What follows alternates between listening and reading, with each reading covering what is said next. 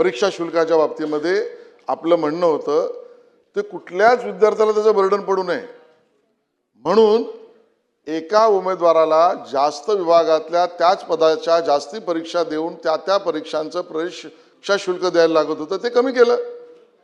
आपण एक्झामचं रॅशनलायझेशन केलं.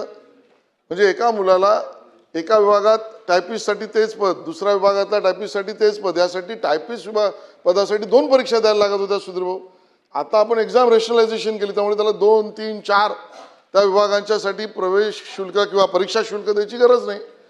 दुसरं त्या विभागातल्या कॅडरचं आपण बकेटिंग केलं. म्हणजे एका बकेटमध्ये टायपिस्ट पण आला, पिऊन पण आला, अजून काही पद आलं, त्या विभागाचं बकेटिंग केल्यामुळे तो पात्र असलेल्या उमेदवाराला त्या 4 पदांसाठीच्या परीक्षा द्यायला लागल्या. त्या बकेटिंगमुळे त्या कमी केल्या. म्हणजे त्यातला सुद्धा परीक्षा शुल्क आपण कमी केला. हाचा निर्णय आपण सरसकटच केला MPSCने करण्याचा. हा मोठा निर्णय आपण केलाय. मला असं वाटतं माननीय मुख्यमंत्री महोदयांचं आणि विभागाचं त्या ठिकाणी अभिनंदन यासाठी केलं पाहिजे की हा आपण मोठा निर्णय केला.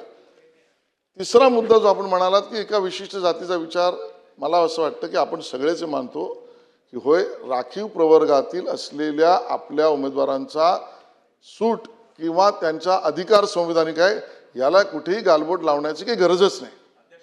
त्यांना तो मिळालाच पाहिजे, सरकारची भूमिकाच आहे.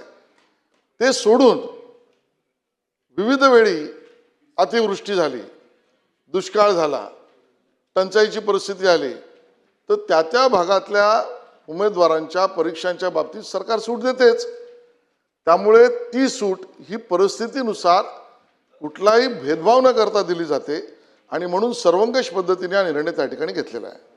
सुधीर भाऊ. अध्यक्ष महाराज, सन्माननीय मंत्री महोदय अतिशय सकारात्मकपणे उत्तर देते आहे.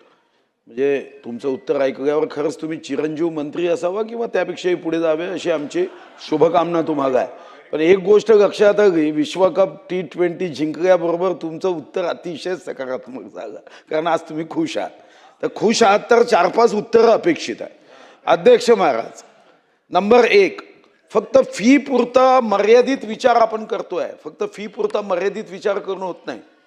कारण यांच्या परीक्षा ज्या घेतल्या जातात ना, यांना सेंटर 300 किलोमीटर 350 किलोमीटर दूर दिल्या जातं. आता जातीवर आधारित तुम्ही म्हणाला, बरोबर आहे, जातीवर आधारित सवलत दिली पाहिजे, पण इकॉनॉमिकली विचार केला पाहिजे ना. आर्थिकदृष्ट्या मागास जो असेल तो कोण्या जातीचा, शेवटी मोबाईल आपण कोणता घ्यायचा ते ठरवू शकतो. देवापाशी आपण काही ऑनलाईन देऊ शकत नाही या जातीत मग जन्म द्या. आता गरीब असेल तर त्याला सुटीबद्दल माझी एक सूचना आहे, योग्य असेल तर ती अशी जी तुम्ही करू शकता, कारण एक दमदार नेतृत्व आहे. ती म्हणजे आपल्या महाराष्ट्रामध्ये 14,000 कोटी रुपये CSR मध्ये उपलब्ध होतात.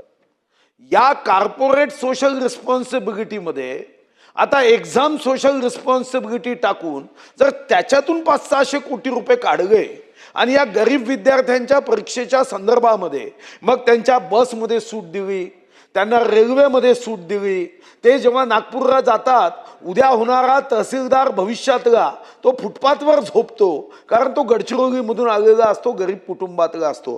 तर याचा एक सर्वंकष आराखडा तुम्ही करू शकाल का? दुसरा, अतिशय उत्तम उत्तर मंत्री महोदय देत आहे. तर दुसरं की या टाइम टेबलमध्ये 5 वर्षाचा टाइम टेबल करून दिला पाहिजे. तुम्ही आता बकेट केली की टायपिंगच्या 10 परीक्षा होणार नाही, तर या संदर्भात 5 वर्षाच्या सर्व एक्झामचा आपल्याला माहिती आहे. आपल्या महाराष्ट्रामध्ये 2.25 लाख पदं रिक्त आहे. आपल्या आर्थिक दृष्टिकोनातून कधी भरायची, काय भरायची, रिटायरमेंट दरवर्षी किती होतात, कॅम्प्युटरची बटन दाबली तर तुमच्या लक्षात येतं. मग तुम्ही जसं आपल्याला माहिती आहे की काही तारखा निश्चित आहे, मकर संक्रांत 14 जानेवारी आपल्याला माहिती आहे, श्रद्धेय अटल बिहारी वाजपेयीचा वाढदिवस 25 डिसेंबर, तशी एक एक्झामची तारीख की ज्या तारखेला हे विद्यार्थी, कारण या विद्यार्थ्यांच्या मनामध्ये एक भावना असते की आमचं एज निघाल्यावर कधी कधी परीक्षा येतात.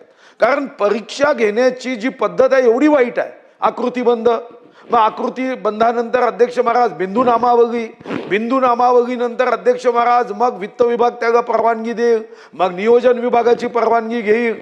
ही जी काही पद्धत आहे ना, ती आशिष शेलार साहेबांसारखा मंत्री 1001% बदलू शकतो. आणि म्हणून आशिष शेलार साहेब जे मंत्री आहेत त्यांना माझी विनंती आहे की 5 वर्षाचा असा टाइम टेबल करता येईल का. आणि मग शेवटचा, आपल्याकडची एक पद्धत बदलवता येईल का जी जगात आहे? आपल्याकडे पदाची मागणी केल्यानंतर मग हे परीक्षेची प्रोसेस सुरू होते.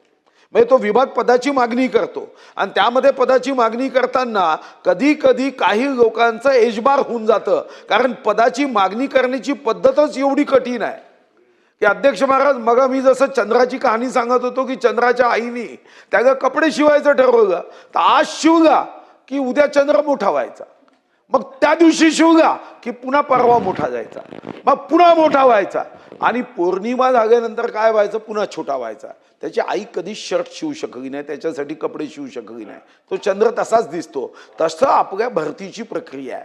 तुम्ही जेव्हा ठरवता तेव्हा 10 पदं रिक्त असतात, जेव्हा परीक्षा होते तेव्हा 20 पदं रिक्त होतात.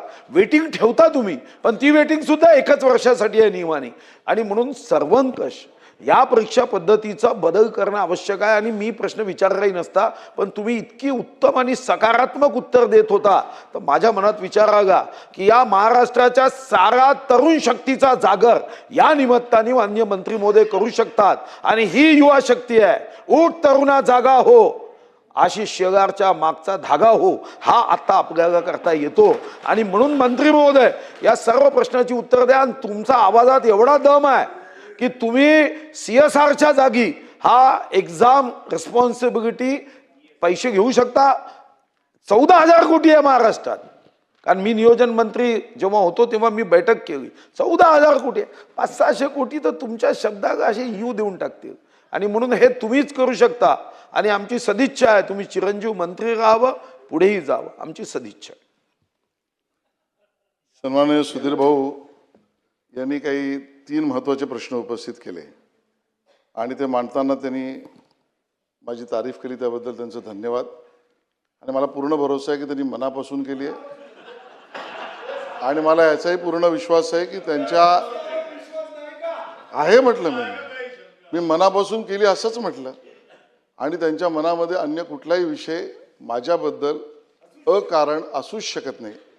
पण या चर्चेमुळे अकारण विषय परिसरात जाऊ नये म्हणून मी चिरंजीवी राहीन की नाही हे मला माहीत नाही, पण अभिमन्यूसारखा चक्रव्यूहात मरून पडणार नाही एवढं तर नक्की सांगतो. आणि त्यामुळे अध्यक्ष महोदय ज्या 3 गोष्टींचा उल्लेख या ठिकाणी प्रश्न उपस्थित केले, त्यामध्ये CSR जसा 14,000 कोटी आहे, त्यातला काही निधी असा या ठिकाणी हेतू आपला आहे की त्या विद्यार्थ्यांना प्रवास असेल, परीक्षा शुल्क असेल, अन्य अडचणी ज्या आहेत त्याचा सामना करताना, ज्याचा उल्लेख सन्मान्य सदस्य तुषारजींनी पण केला, पवारजींनी पण केला की यामध्ये त्यांना इकॉनॉमिकली विकर किंवा गरीब सगळ्यांसाठी असावा. आणि म्हणूनच आम्ही म्हटलं की अन्य राज्य, केंद्राच्या परीक्षा यामध्ये नेमकी वर्किंग काय ह्याचा विचार करून सुधीर भाऊ सूट 50% काय, त्यापेक्षा आवश्यक असेल ते सगळं आम्ही करू. आणि म्हणून या समिती त्याच्यावर निर्णय करेल. आणि त्यामध्ये आपण जो प्रश्न उपस्थित केला, CSRचा निधी, CSRचा केंद्राचा कायदा आहे, त्याच्या अंतर्गत आपल्याला काय करता येऊ शकते, ज्याचा उल्लेख आपण एक्झाम काय CSR एक्झाम सोशल रिस्पॉन्सिबिलिटीचा उल्लेख केला, त्याबद्दलही नक्की त्या समितीत विचार करून सकारात्मक करू. नंबर 1. नंबर 2, दोन्ही प्रश्न जे आहेत ते एकत्रित उत्तर मी देतो. त्या म्हणजे पदं कधी निर्माण होतात आणि पदांची मागणी कशी होते आणि त्यानंतरच्या विभागीय असलेल्या अडीअडचणी किंवा प्रक्रिया आणि त्यानंतरच्या परीक्षा आणि त्यातनं जाणारा वेळ आणि त्यातनं जाणाऱ्या उमेदवाराचं वय. खरं तर या सगळ्यावर गेल्या वर्षभरामध्ये माननीय मुख्यमंत्री देवेंद्रजींच्या नेतृत्वात आपल्या विभागाने अतिशय MPSCच्या कार्यपद्धतीचं रिफॉर्म करायला सुरुवात केली आहे. आणि म्हणूनच त्या कार्यपद्धतीच्या MPSCच्या रिफॉर्मचा भाग म्हणून या सगळ्यांमध्ये पद निर्माण कधी होईल, अगदी त्या अगोदर प्रमोशन, त्याच्यात कायदेशीर अडचणी, पद भरतीची प्रक्रिया, अगदी कागदपत्र जमा करताना लागणारी दिरंगाई सुद्धा, त्याच्या ऑनलाईन प्रक्रिया, शारीरिक परीक्षा, या सगळ्या विषयातला रिफॉर्म कॅबिनेट समोर प्राथमिक प्रेझेंट केलेला आहे. तो काही महिन्यामध्येच मुख्यमंत्री महोदयांसमोर प्रेझेंट करून तो घोषित होईल. त्यामध्ये ह्या सगळ्या गोष्टींचं उत्तर आपल्याला सकारात्मक त्या परीक्षार्थींच्या हेतूने आणि हिताचं त्या ठिकाणी मिळेल.